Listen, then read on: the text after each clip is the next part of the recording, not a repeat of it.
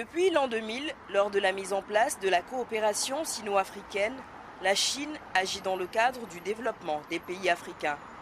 Le Mali, qui traverse une crise multidimensionnelle, a plus que jamais besoin de ce partenariat fructueux pour se relever progressivement.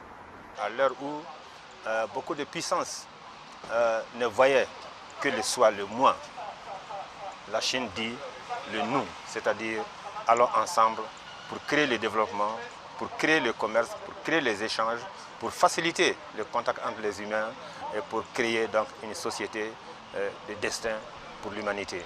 Et je pense que cette conférence-là sert à vulgariser le contenu, non seulement du forum sur la coopération sino-africaine, à vulgariser le contenu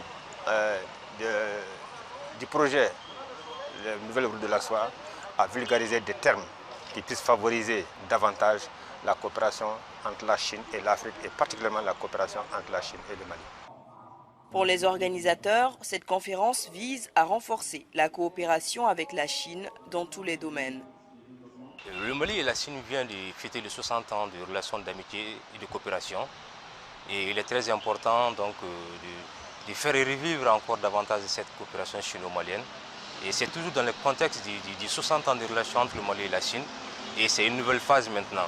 Donc pour démarrer la nouvelle phase, il faut faire appel à d'autres. Et ensemble, discuter de la situation dans laquelle vous voulez continuer.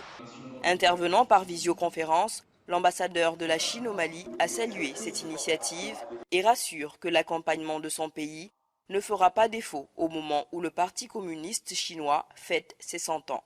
Cette année même, nous allons célébrer le centenaire du PCC. Malgré la tempête et les eaux troubles dans le monde, le navire chinois avance toujours dans la bonne direction avec la vitesse croisière sous la direction visionnaire de son capitaine, le PCC.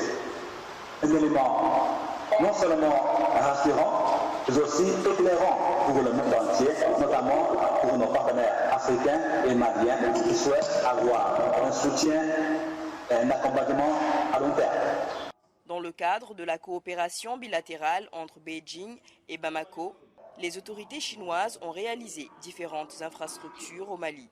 L'hôpital de Bamako, le Centre international des conférences, le 3e pont de la capitale, entre autres exemples. Le gouvernement de transition souscrit à la grande initiative de la nouvelle route de la soie et est disposé à travailler d'arrache-pied pour lever tous les points de blocage de la coopération économique, commerciale, militaire, entre autres avec la République populaire de Chine. Par ailleurs, le directeur du Centre d'études francophones à l'Institut d'études africaines de l'Université normale du Zhejiang en Chine estime que le modèle chinois de lutte contre la pauvreté est à promouvoir en Afrique. Je me suis imprégné dans la méthode que la Chine a utilisée pour vaincre la pauvreté. Et je pense que cet exemple, aujourd'hui, doit servir tous les pays en développement et notamment le Mali. Le gouvernement de transition du Mali devra s'approprier les principales conclusions de cette conférence en vue de l'établissement d'une communauté de destin et d'un partenariat gagnant-gagnant, durable et stable.